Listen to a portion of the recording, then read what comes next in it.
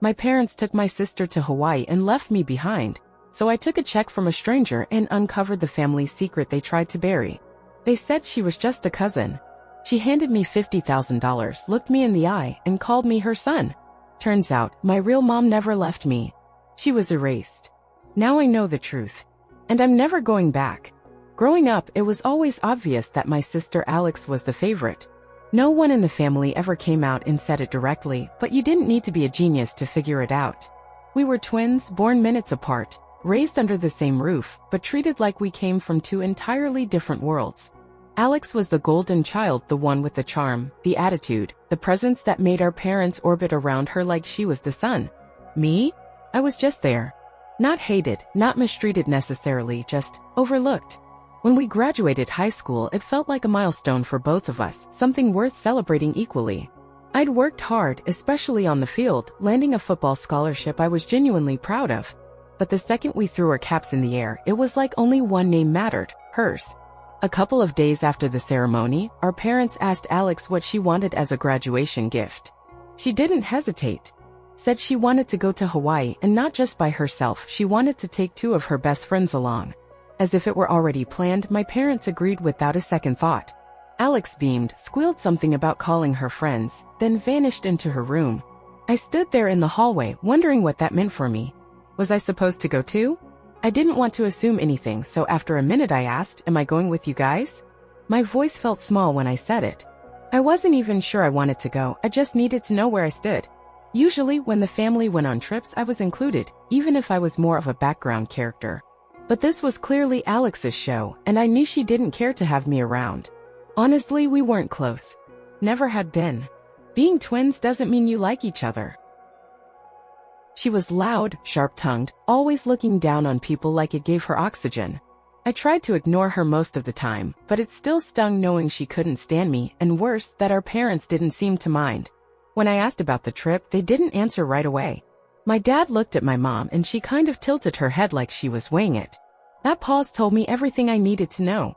If it wasn't an immediate yes, it was already a no. My mom finally said something like, "It's really a gift for Alex, honey. It would feel unfair to her if it turned into a regular family vacation." I pointed out that they were still going too, which made it seem like a family trip, but they insisted they were only tagging along because Alex wanted it that way. They were sure she wouldn't want me there, and frankly, I believed it. They said it with this finality that crushed any hope I had. I didn't argue. I just nodded, turned, and went back to my room. I sat there for a long time, not angry, just kind of hollow. I mean, yeah, my grades hadn't been anything special, but that football scholarship? That mattered to me. It should have mattered to them too. But it didn't. They let Alex plan her dream trip while they left me behind like I was some neighbor kid they forgot to invite. A whole week, just the 3 of them, in Hawaii while I stayed home alone. At first it felt like I'd been gutted. Like I'd been officially benched from my own family. But then something clicked. They were leaving for a full week. That meant I'd have the house to myself. No noise, no drama, no Alex. I started to feel a little lighter, like maybe this was a chance to make the best of a crappy situation. Still, the lead up to the trip was hard. Every time they packed a suitcase or talked about the hotel, I felt like a ghost in my own home. On the morning they left, my parents said goodbye. My mom told me to take care of the house, which felt more like a reminder of my role than anything else. Alex didn't even acknowledge me. Just laughed and strutted out the door, acting like she was royalty. I wasn't surprised. That was normal for her. But it still hurt more than I wanted to admit. The first few days alone were exactly what I needed. No tension, no backhanded comments, no watching my parents fawn over Alex like she was made of gold. I invited a few buddies over and we spent our time doing absolutely nothing productive. Video games, fast food, staying up till sunrise, crashing on the couch, repeat. For the first time in what felt like forever, I wasn't constantly reminded that I was the family's afterthought. It was dumb fun, but it helped me breathe. I was planning to do the same on the last day before they came back. Just call the guys over and ride out my final day of freedom. But around 8 a.m., way too early for any of them to be knocking on my door, I heard the doorbell ring. I hadn't even gotten out of bed yet, and I sure as hell wasn't expecting anyone. Groggy and still half in dreamland, I dragged myself downstairs and peeked through the window. My heart skipped for a second when I saw a woman standing there who looked uncannily like my mom. Same eyes, same nose, same aura. But there were differences too. She was taller, younger looking, and had blonde highlights in her hair. My mom hates that kind of thing. Always said it looked tacky. That's when I figured this couldn't be her. Maybe a relative? I hesitated, thinking maybe it was safe enough to open the door. I mean, she looked like family. And if she looked that much like my mom, surely there had to be a connection. When I finally opened up, she smiled warmly and introduced herself as my mom's cousin. She explained that she'd been living in the UK for over 20 years and probably wasn't someone I'd ever heard about. I nodded, but something didn't add up. As far as I knew, my mom was an only child. She never talked about cousins or any extended family, and I'd never seen photos or heard stories. This woman seemed too close in age, too familiar looking. Still, she was friendly and calm, so I let her in. I made it clear right away that my parents weren't home, thinking she must have come to see them. But she surprised me by saying she was actually there to visit me and Alex. That caught me off guard. No one ever came specifically for me, and if they did, it wasn't for a good reason. I explained that Alex was in Hawaii with my parents, and I was the only one home. Her face fell for a second when I said that. She asked if they had gone on vacation together, and I told her the truth. I explained how they left me behind while they took Alex on a trip to celebrate her graduation, even though we both graduated at the same time. I tried not to sound bitter, but it was hard not to. Her expression shifted from surprise to something softer, almost like sorrow. She sat down across from me in the living room and apologized. Said it wasn't right. That's when she reached into her purse and pulled out a checkbook. I thought she was joking when she said she wanted to give me a gift. Then she handed me the checkbook and told me to write in the amount myself. I laughed awkwardly and pushed it back, telling her I couldn't accept anything like that. It felt too strange, too out of nowhere. We went back and forth for a while. She insisted. I refused. Eventually she sighed, took the checkbook back, and wrote out the amount herself. When she handed it to me, I looked down and saw the number, $50,000. I blinked at it like it couldn't be real. That kind of money? From a stranger? I told her I really couldn't take it, that it was too much, that I didn't even understand why she was doing it. But she looked me right in the eye and said, "It's the least I can do." She wouldn't explain what she meant. Just said it again, softly this time. I didn't know how to argue with that. In the end, I took the check. I didn't know what else to do.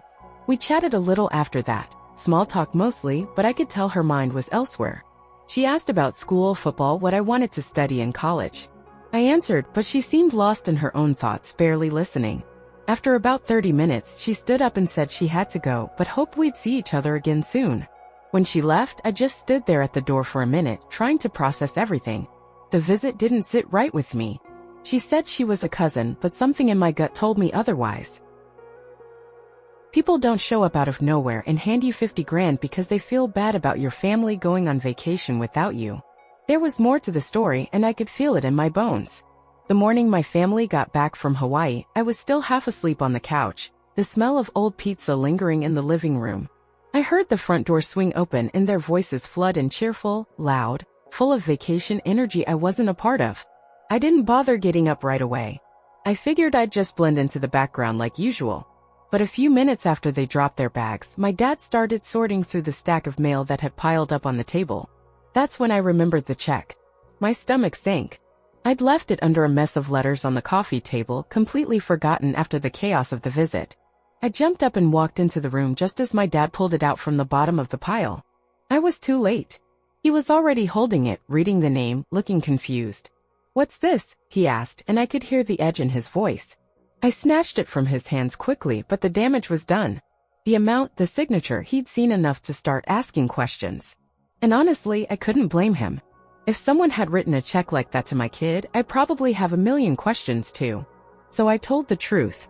I explained how a woman who looked like mom had shown up, said she was a cousin, and gave me the check because she felt bad that I was left behind. I told them I hadn't asked for anything, that she just offered it out of the blue. The second I said it, something changed in both my parents. The color drained from their faces. I don't mean they looked concerned, I mean they looked scared. Like I just told them a ghost walked through the front door. My mom actually swayed a little on her feet. My dad sat down and just stared at the floor. Before I could ask what was going on, Alex came waltzing into the room, perfect timing as always, and immediately started demanding answers. She asked why someone would give me that kind of money and not her, said it was unfair, that I should have told this aunt to write the check for both of us. I told her straight up. This woman knew who we both were and still chose to give the check to me, not us. She didn't like that answer. Not one bit. She blew up, calling it favoritism, saying I was being selfish, and whining about how I needed to split it with her because she deserved it too. I reminded her that she'd already gotten a fully paid trip to Hawaii with her friends. That was her gift. This was mine. Simple. My parents, instead of backing me up, jumped in to support her. They said the woman must have meant for the money to be shared between both of us. They even implied that I'd made her feel sorry for me, painting myself as the poor, neglected child just to get sympathy. That pissed me off more than anything else. I didn't have to play the victim, I was the victim. I didn't ask for a handout. That woman gave it to me because she saw something none of them did. And yet here they were, twisting it around like I'd schemed this whole thing. It turned into a shouting match. Alex screeching about how unfair life was, my parents accusing me of manipulating a stranger, and me trying to shout over all of them just to be heard. Then my mom dropped the bomb. She said if I didn't agree to split the money with Alex, I wouldn't be allowed to live in the house anymore. That was it. I snapped. I lost it in a way I hadn't in years. I shouted so loud the windows might have shaken. Told them I wasn't going anywhere. That the money was mine legally and morally, and I didn't owe anyone a dime. I told them they were liars, that I knew they were hiding something, that this wasn't about money. It was about her, the woman who came to see me. They all went quiet for a second like they knew I was onto something, but no one said a word about it. Instead, they kept pushing me, trying to turn it into a sibling rivalry, something petty. I wasn't having it. I stormed upstairs, slammed my door, and threw a few things around until I could breathe again. Since then, the house has been dead silent. No one talks to me. My mom brings me food and leaves it outside my door like I'm a prisoner. Alex hasn't spoken to me except once this morning when she came in and said everything could have been avoided if I just split the money and kept my mouth shut. She laughed and walked out like she'd won something. But she didn't. Because now I knew something was very wrong in this family. And I wasn't about to let it go.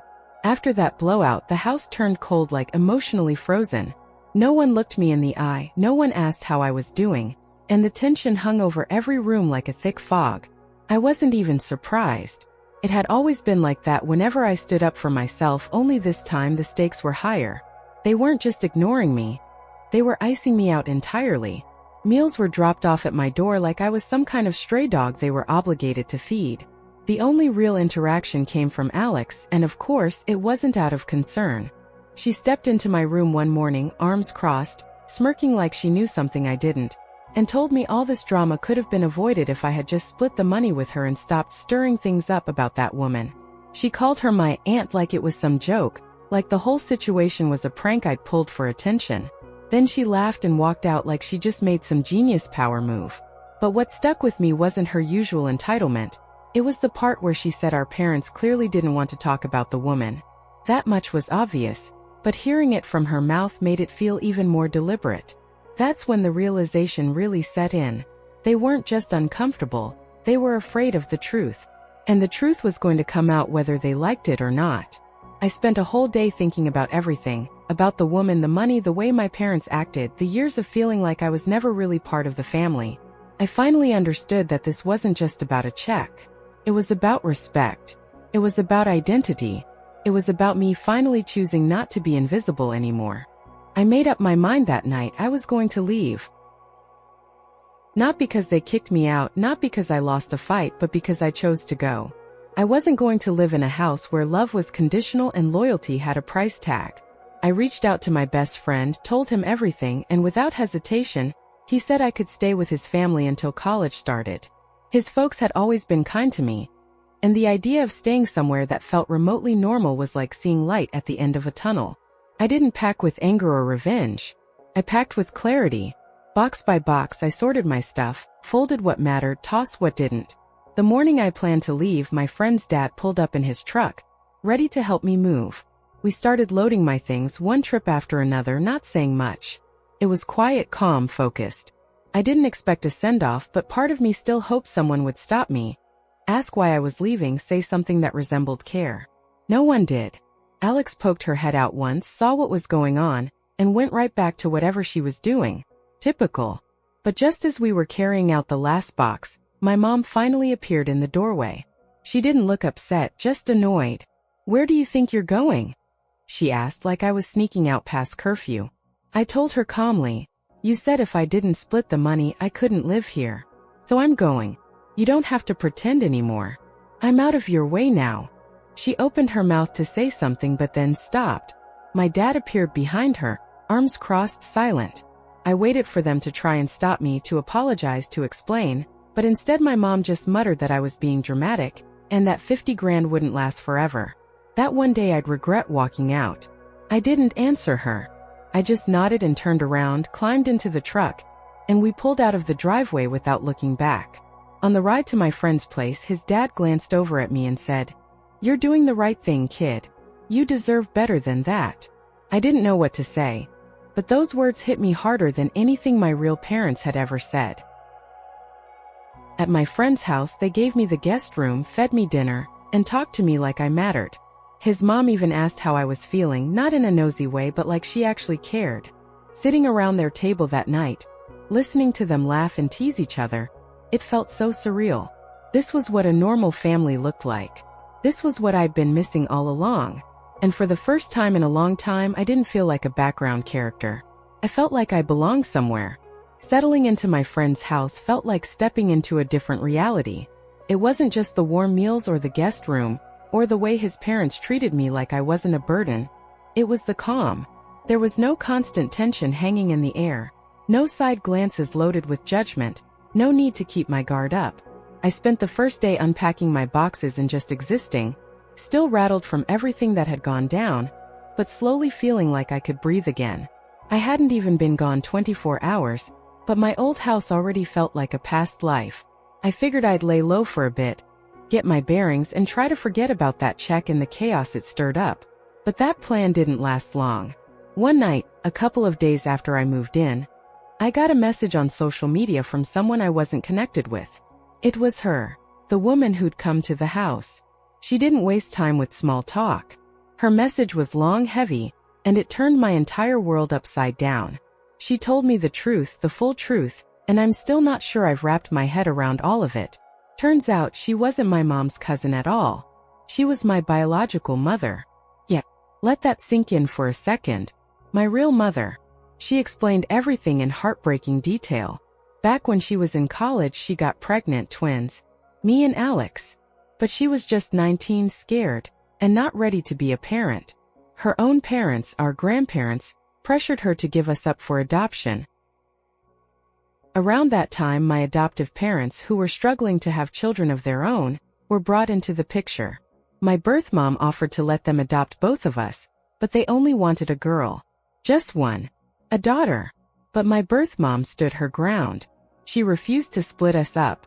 Said if we were going to be adopted, it would be together or not at all. Eventually, our grandparents convinced my adoptive parents to take both of us. That was the deal. The woman who raised me agreed, but as I now see clearly, she only ever truly wanted Alex. I was the afterthought, the condition, the twin that came with the package. After we were adopted, my biological mother visited a few times, but it didn't go well. My adoptive mom didn't like it. She told her parents that it was too confusing for us to have two maternal figures, and eventually convinced everyone to cut her off for our sake. My birth mom was told to stay away until my adoptive mom felt ready. But that day never came. They didn't speak for years. Then, earlier this year, my birth mom reached out to our grandparents again, and for some reason they gave her our address. Maybe they had a change of heart. Maybe they finally realized she deserved a chance to know her children. So she showed up. Not just to see me, but both of us. But when she saw how I was being treated, when she heard what had happened with the trip and the way I was left behind like I didn't matter, she was devastated. She said she realized she had made a mistake all those years ago. That giving us up might have been necessary, but giving us to the wrong people, that was the part she regretted the most. Especially since it was obvious that only one of us was ever truly accepted. She told me that seeing me that day, sitting there alone, excluded, unseen, it crushed her. She wanted to do something, anything, to make it right, even if it was just a symbolic gesture. That's why she gave me the check. Not because I asked, not because I begged, but because she finally saw what no one else had ever acknowledged. That I had been quietly surviving in a house that only ever made space for one child. I sat there staring at the screen for what felt like hours. My hands were shaking. My brain was spinning. All the little moments that never made sense growing up, suddenly they lined up like puzzle pieces falling into place. The favoritism, the coldness, the way my achievements were brushed off while Alex was celebrated for everything and nothing. It wasn't just me being sensitive. It was real. I haven't told anyone yet. Not even my friend or his family. I've kept it to myself because I don't know what to do with it. I haven't replied to her message either, even though I know she saw that I read it. My emotions are all tangled: grief, anger, relief, confusion. It explains so much, but it also leaves me reeling. All this time I thought I was just unwanted. But the truth is I was wanted once. I was loved once. Just not by the people who raised me. The days that followed felt like walking through fog. I was going through the motions, eating, sleeping, helping around the house, but my mind was elsewhere, looping that message over and over like a song stuck in my head. I couldn't stop thinking about her, about everything she said, about how different things might have been if just one person had made a different choice. But there's no way to go back and undo the past, only to decide what to do with it now. I knew I had to respond, not just out of politeness but because deep down I wanted to. I didn't want to spend the rest of my life wondering what could have happened if I'd given her a chance. So a few days ago I finally messaged her back. I kept it simple, just told her that I'd read what she wrote, that I believed her, and that there was a lot to talk about. I said I'd like to meet in person when the time felt right. She replied almost immediately, and I could tell just from her tone that she'd been holding her breath, waiting. She didn't try to push anything, didn't overload me with guilt or emotion. Just said she was here whenever I was ready, and that she wasn't going anywhere this time. That part hit me the hardest. She wasn't going anywhere. I've heard a lot of things in my life, but that simple promise felt like the most meaningful.